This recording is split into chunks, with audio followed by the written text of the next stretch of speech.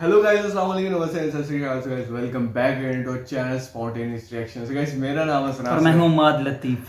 So guys, आज की जो वीडियो होने वाली है वो काफ़ी ज़्यादा इंटरेस्टिंग होने वाली है, बिकॉज इस पर हमने पहले भी रिएक्शन दे चुके हैं आपकी अदालत पर। काफ़ी लोग आए थे उन पे गेस्ट, एज ए बिल्कुल जो है गेस्ट, ना, तो उसमें नरेंद्र मोदी भी शामिल थे। उनकी वीडियो बनी थी बैक आज इन से 2008 में बनी थी। 8 की आज से 13 साल और पुरानी 12 साल पुरानी वीडियो नरेंद्र थी। मोदी उस टाइम थे सीएम, तो सीएम अब थे, हैं पीएम। तो पीएम है। PM as a PM Shri Narendra Modi sahab interview to India TV, जिसके अंदर आपकी मतलब हमारे लिए तो ये वीडियो का टाइटल होगा सीएम से पीएम, ठीक है ना। पहली वीडियो हमने सीएम पे बनाई है सारी, और उस वीडियो में हमने देखा यार नरेंद्र मोदी किसी सूरत में ये एक्सेप्ट नहीं कर रहे थे कि मैं पीएम बनूं। वो कह रहे थे मेरी पार्टी के जो हेड है उसका नाम मुझे माइंड से निकल गया। वो कह रहे थे उन्होंने मुझे यहाँ तक बनाया सीएम, मैं उनको उनके होते हुए आई थिंक इस तरह का कोई नाम था। उन्होंने कहा था मैं उनके होते हुए पीएम क्या सोच भी नहीं सकता। और मैं अपने सिर्फ गुजरात का सोचता हूं। हाँ, मैं सिर्फ गुजरात, दिल्ली वगैरह मेरे से नहीं पूछा। ठीक है, तो ये सीन हुआ था। तो अभी जो है ना, मेरे ख्याल से मजे की गुफ्तगू होने वाली है। मेरे ख्याल से खतरों के खिलाड़ी तो उसमें थे ही, जैसे कि मगरमच्छ के साथ उन्होंने। हाँ, मगरमच्छ जो है ना, उन्होंने अपनी स्टोरी भी बताई थी, मैंने मगरमच्छ काबू कर लिया। काफी सालों के लिए हिमालय में चले गए थे, ठीक है ना, अपनी 17 से 18 साल की उम्र में शायद, है ना। इस एज में तो बच्चे वैसे ही मतलब याशी कर रहे होते हैं ये तो देखिए ये सारे सीन हमने देखे। तो ये भी मेरे ख्याल से वीडियो भी की लेटेस्ट है, मतलब इतनी लेटेस्ट नहीं है, रिसेंट की, मतलब 1 to 2 years बैक ही है ऑलमोस्ट, लेकिन पीएम है कम से कम, ठीक है। तो गाइस वीडियो स्टार्ट करते हैं। ये होगा पार्ट फर्स्ट, ठीक है। हमने अभी आगे पार्ट्स बनाएंगे, आगे बनेंगे, कितने बनेंगे वो ये डिपेंड करता है, ठीक है। तो मेरे ख्याल से बगैर किसी तरीके के इतना काउंटिंग स्टार्ट करते हैं। 3 2 1 स्टार इंडिया टीवी पर आपका बहुत बहुत स्वागत है।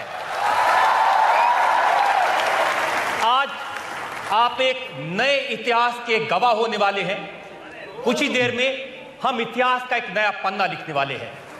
ये 17वां चुनाव है। 16 लोकसभा इलेक्शन हुए, 15 प्रधानमंत्री हमने देखे, लेकिन पहली बार एक प्रधानमंत्री जनता के सामने आएंगे अपने 5 साल के काम का हिसाब देने।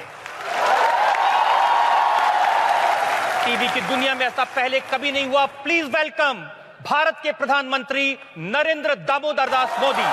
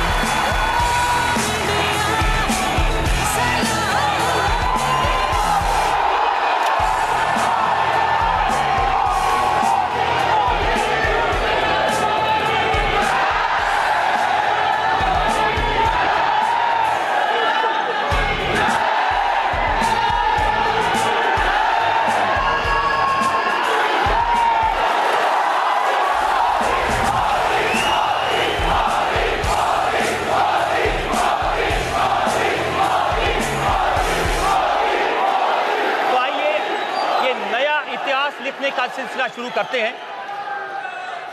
मोदी जी, 5 साल बाद मोबाइल पर फिर से मैसेज आ रहे हैं कि देश की उम्मीदों का नाम है मोदी और दुश्मनों की मौत का पैगाम है मोदी।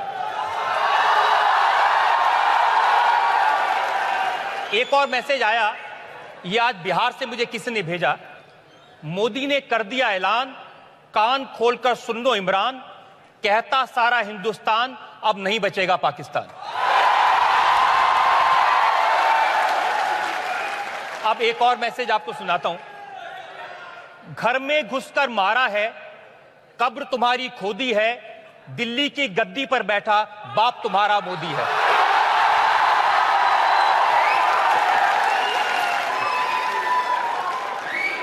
तो हर जगह ये मोदी मोदी। कभी आपने सोचा था कि इतना प्यार मिलेगा लोगों का? रजत जी, मैं आपका बहुत आभारी हूं। इंडिया टीवी के दर्शकों को मैं नमस्कार करता हूं।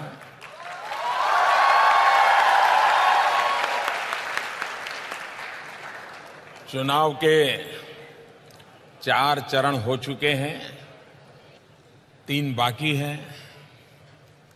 इस बीच आपसे बात करने का आज अवसर मिला है, लेकिन आपने शुरुआत जनता के नाम से की है, और वैसे भी आप जनता के पत्रकार हैं। पहले तो मैं इसमें सामान्य मानवीय की जो क्रिएटिविटी है उसको एंजॉय करता हूं।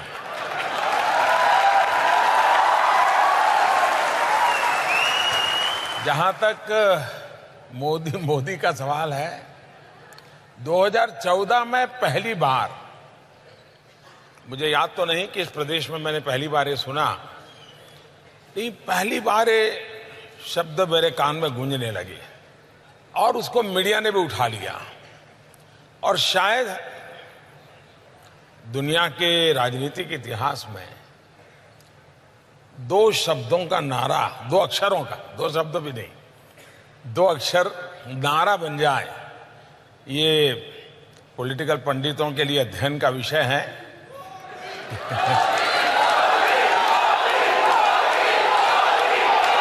लेकिन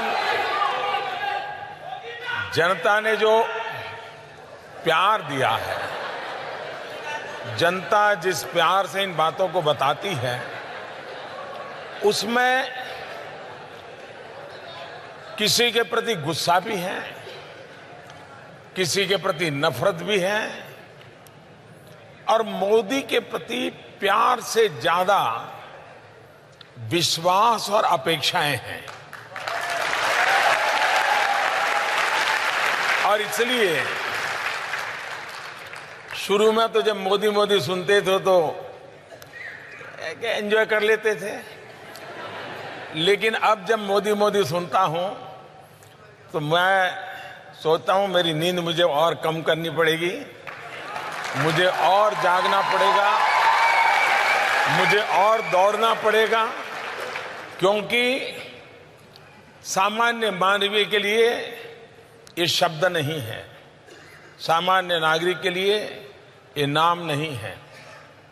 उसके दिमाग में उसकी समस्याओं का समाधान है। और तब मेरा दायित्व तो बहुत बढ़ जाता है। मैं देशवासियों को उनके इस प्यार के लिए सर झुका करके नमन करता हूं, लेकिन उन्हें मैं जरूर कहूंगा, मैं भी आपके जैसा एक सामान्य इंसान हूं। मुझ में भी जैसे कि इंसान में कमियां होती हैं, वो कमियां हैं। मुझ में भी हर इंसान में जैसे कुछ गुण होते हैं, मुझ में भी गुण हैं, लेकिन मैंने तय किया है कि मैं इस पद पर रहते हुए और जहां भी रहूंगा आपके लिए जीऊंगा। मोदी जी, आप तो विनम्र होकर कह रहे हैं, लेकिन मैंने देखा कि जो विरोधी हैं, अब राहुल गांधी बेंगलोर में सभा कर रहे थे विद्यार्थियों के बीच, वहां भी मोदी। अब इसके लिए तो हम क्या जवाब दें? किसने मुझे लिखकर भेजा, घर घर मोदी, हर हर मोदी, कान खोलकर सुने विरोधी।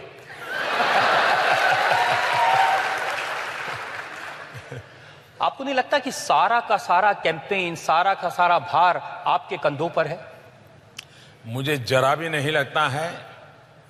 शायद मैंने इतने जीवन में चुनाव लड़े हैं और उससे ज्यादा लड़वाए हैं संगठन में रहते हुए।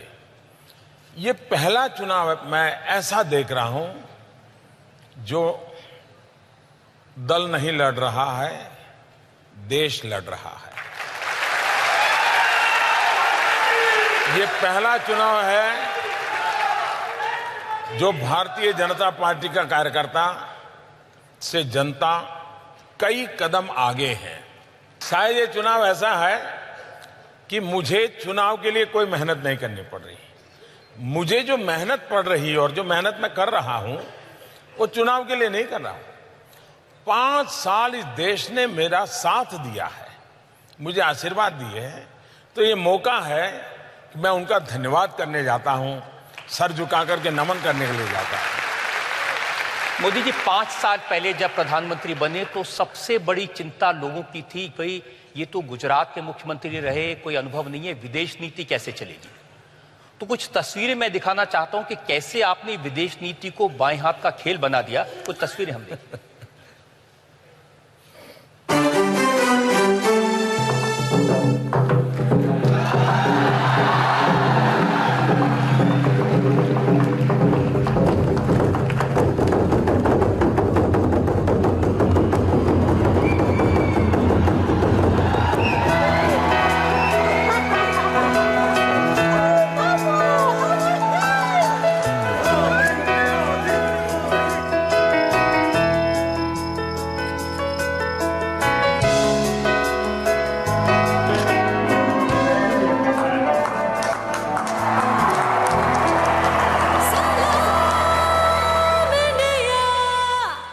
एक गरीब परिवार का कोई विदेशों में पढ़ा हुआ व्यक्ति ने एक चाय वाला इतने बड़े बड़े दुनिया के राष्ट्राध्यक्ष इतना नॉर्मल।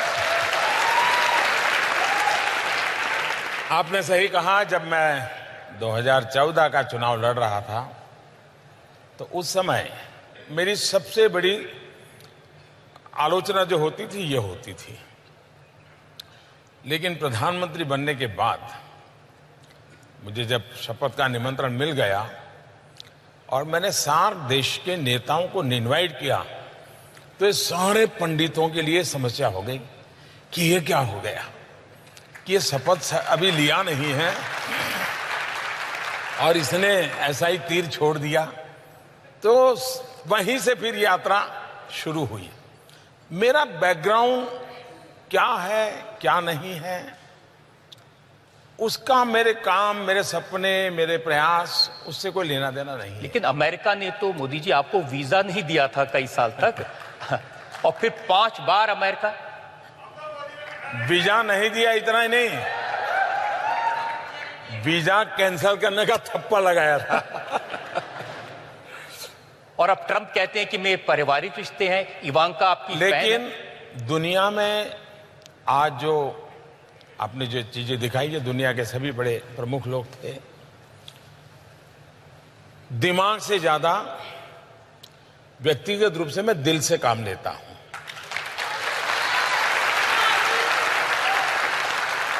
जब टेबल पर बैठते हैं, आमने सामने बैठते हैं तो उसमें दिमाग प्रमुख होता है, लेकिन टेबल पर से उठते हैं तो दिल से जुड़ने की कोशिश करता हूं मैं। और मेरी इतनी समझ है कि बाकी चीजें एक और है, आपकी पर्सनल केमिस्ट्री कैसी है वो मैटर करती है। और उस बात को मैंने करने की बड़ी कोशिश की। इससे भी ज्यादा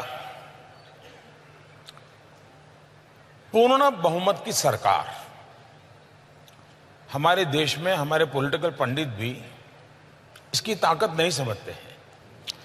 30 साल तक देश में पूर्ण बहुमत की सरकार न होने का एक सबसे बड़ा खामियाजा विश्व में हमारी स्वीकृति के लिए एक सवालिया निशान बन गया।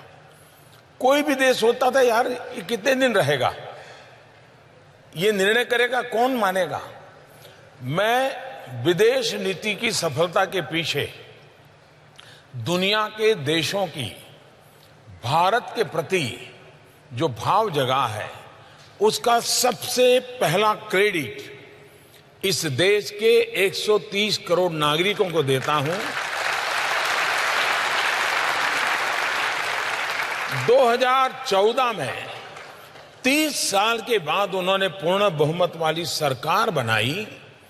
उस सरकार का परिणाम है कि दुनिया के देशों को भारत के प्रति एक विश्वास पैदा हुआ है।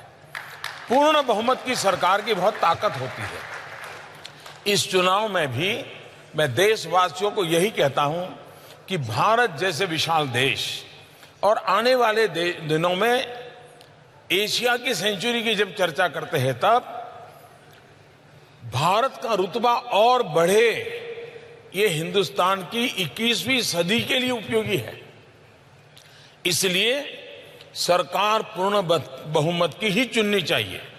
पूर्ण बहुमत वाली सरकार अपने साथी दलों को साथ रख करके आगे बढ़े, ये भी भारत की विशेषताओं के कारण आवश्यक है। दूसरी बात, आपने अगर पूरी तरह एनालिसिस किया होगा तो मैं कभी ये कोशिश नहीं करता हूं कि जो नेता मुझे मिल रहा है उसके विषय में मैंने क्या पढ़ा है, क्या सुना है, उसका बैकग्राउंड क्या है, वो क्या सोचता है। जब मैं 1 to 1 मिलता हूं तो मैं उन बैगेजेस को दिमाग में भर के नहीं मिलता हूं। वो जैसा है वैसा मैं उनसे मिलता हूं और मेरे फर्स्ट एक्सपीरियंस के आधार पर चीजों को मैं स्टेप बाय स्टेप आगे ले जाता हूं। उसके कारण सामने वाले को भी एक समाधान होता है। वरना दुनिया के किसी नेता के विषय में प्रोफाइल पढ़ के जाओगे तो 50 की चीजें होती हैं, उससे कभी हम सही मूल्यांकन नहीं कर पाते। और तीसरी बात, कोई भी बात करूं, मेरे दिल में कभी ये इच्छा नहीं रहती है कि मैं अपना प्रभाव छोड़ के आऊं। ये बिल्कुल मेरे मन में इच्छा नहीं रहती। मेरे दिल में एक ही भाव रहता है, मैं उसे हिंदुस्तान के लिए आकर्षित करके ले जाऊं वापस, उसको भारत के लिए अट्रैक्ट करूं। आपका एक सीक्रेट मेरे पास में, एक तस्वीर, वो मैं जरा लोगों को दिखाना चाहता हूं। कहां से कहां आप पहुंच गए। जब आप पहले अमेरिका गए थे तो कैसे आप व्हाइट हाउस के बाहर खड़े हैं, ये तस्वीर मैं जरा आपको दिखाना चाहता हूं।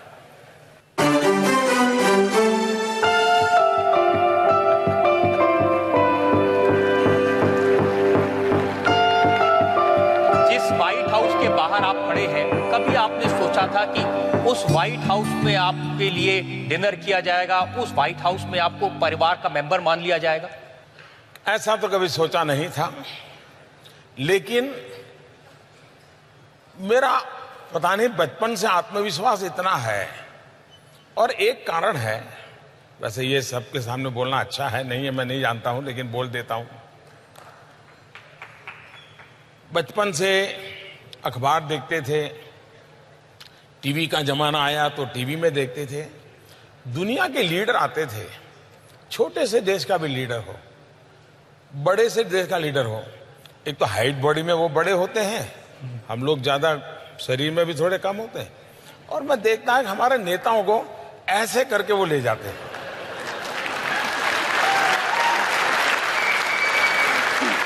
ये चीज मुझे बड़ी अखरती थी। मेरे देश के प्रधानमंत्री किसी भी दल की क्यों ना हो, ये बाहर वाले ऐसा करके ले जाते हैं। मेरे मन में रहता था मेरा देश स्वाभिमान से खड़ा होगा। ये मेरे मन में भाव भरा पड़ा था। ये क्यों था मैं नहीं जानता। और इसलिए मुझे 2014 में पूछा तो मैंने कहा था, न मैं आंख झुका के बात करूंगा, न मैं आंख उठा के बात करूंगा, मैं आंख मिला के बात करूंगा। ओके गाइस, वीडियो का पार्ट 1 होता है एंड, ठीक है। तो हमेशा की तरह हमने बहुत ही जो है ना एंजॉय किया मोदी साहब की जो है ना बातों को, ठीक है ना। तो यार इसमें मुझे एक चीज़ की समझ नहीं आई कि जो मोदी साहब का वीज़ा क्यों कैंसिल किया अमेरिका ने। और मैंने सुना है कि इन पे जो है ना पता नहीं शायद कोई पाबंदी लगा दी कि ये अमेरिका के अंदर नहीं आ सकते। तो ये क्या सीन है गाइस? समझ से बालतर है, सही बात है। ये क्यों क्या किया सीन है? ये एक ऐसे आदमी है जिन्होंने बहुत मतलब एक प्रोग्रेस किया है, बैकवर्ड एरिया है। और गुजरात के अंदर इनके होते हुए बहुत ज्यादा डेवलपमेंट हुई है, जिसकी वजह से ये लोगों की नजर में है। हालांकि इंडिया के अंदर बहुत ज्यादा इस वक्त स्टेट्स हैं सर, इस वक्त बहुत ज्यादा स्टेट्स हैं। उन सब के जो सीएम थे वो किसी की नजर में इतना नहीं है जितना ये है। इन्होंने मतलब ये जो सीएम थे, हमने उस वक्त भी इन पे वीडियो बनाई थी, तब मतलब इनको स्पेशल इन आपकी, अच्छा ये और बात, ये आपकी अदालत नहीं था, ये इंडिया टीवी का ये एंकर पर्सन वही था, लेकिन शो वही था।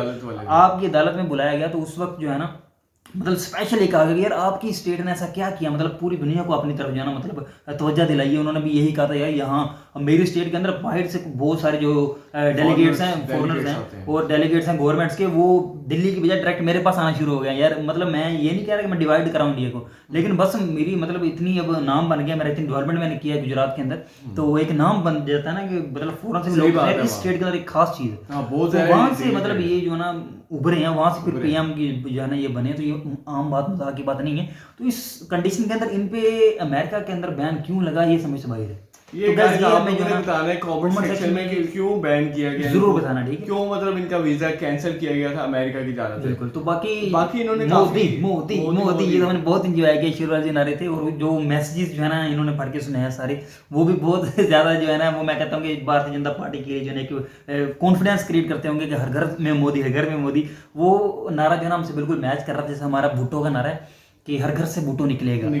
ठीक है, तो ये 2018 में हुआ है आई थिंक। हाँ, ये तो जो नेक्स्ट 2018 पीएमशिप के लिए मतलब इलेक्शन प्रधानमंत्री से है ना, पहले, ये सेकंड इलेक्शन से पहले, मतलब पहले पीएम थे, 5 साल इनके कंप्लीट हो गए, अब नेक्स्ट इलेक्शन चल रहे थे, उस वक्त का ये इंटरव्यू है। सो बेसिकली हमारे ऐसे होते हैं कि बड़े बड़े शोज बाहर के मुल्क में भी होते हैं। यूएसए में सबसे ज्यादा कॉमन देखने को मिलता है कि जैसे डोनाल्ड ट्रंप और बड़े बड़े जो बाइडन, ऐसे मतलब जब भी कोई इलेक्शन होता है बड़ा, तो उससे पहले इनका एक शो करवाया जाता है, बारी बारी बुलाया जाता है, जो कि प्रेसिडेंट के लिए खड़े होते हैं, उम्मीदवार होते हैं। तो उसके वो खड़े होकर बताते हैं कि मैं इस मुल्क के लिए क्या करना चाहूंगा, इसके फ्यूचर के लिए मैं क्या करूंगा। तो ऐसे भी हो सकता है, और ये भी करते हैं कि वो मतलब आपस में वो उनके वर्सेस भी करवाते हैं। बिल्कुल सही बात। तो मुझे एक बात है ना मोदी जी की पसंद, बिल्कुल मैं कहता हूँ ऑथेंटिक बात की उन्होंने, हाँ, कि यार मेरा पहले से ये मोटो था कि मैं जिससे भी बात करूंगा, किसी प्रधानमंत्री से, किसी कंट्री से, ना नजरें झुका के करूंगा, ना नजरें उठा के करूंगा, नजरों से नजरें मिला के करूंगा। यार ये मुझे डायलॉग इनका बहुत पसंद आया, ठीक है ना। और ये वाकई इंडिया को इस वक्त उस कैटेगरी में ले गए हैं, उस जो है ना स्टेट में ले गए हैं कि ये इस वक्त आंखों में आंखें डाल के ऑलमोस्ट मैं कहता हूँ हर कंट्री के साथ ही बात कर सकते हैं। अच्छा, हमारी इन्होंने एक बड़ी जबरदस्त बात की है कि मैं अपने प्रॉब्लम का सोल्यूशन ढूंढता हूँ, मैं ये नहीं सोचता कि क्या होगा क्या नहीं। दूसरी बात इन्होंने सबसे जबरदस्त जो मुझे अच्छी लगी है कि वो ये है कि कहते हैं कि जो भी प्रेसिडेंट जिस भी मुल्क का होता है, जिस मर्जी छोटा बड़ा मुल्क होता है, मुझे इससे मैटर नहीं होता। मैं जो बंदा मेरे सामने होता है, मैं उसको फर्स्ट इंप्रेशन में ही उसके साथ अच्छे मतलब ताल्लुकात करने के लिए मैं उसके साथ बातचीत करता हूँ, अपनी कॉन्वर्जेशन को बेहतर बनाना चाहता हूँ और अट्रैक्ट करने के लिए अपने इंडिया यार को, इस ताकि इंडिया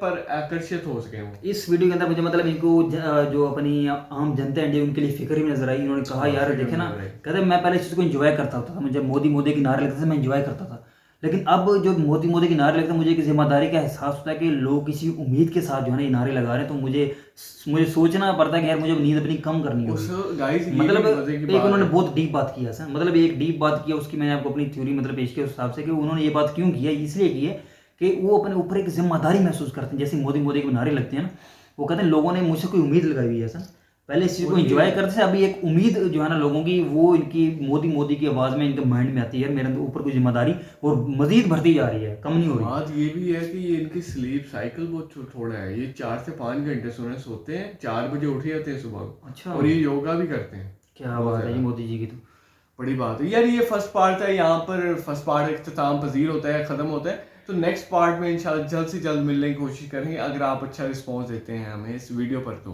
तो अपना ख्याल रखिएगा, मुझे हसनात रमाल को दें इजाज़त, टेक केयर, खुदा हाफिज़।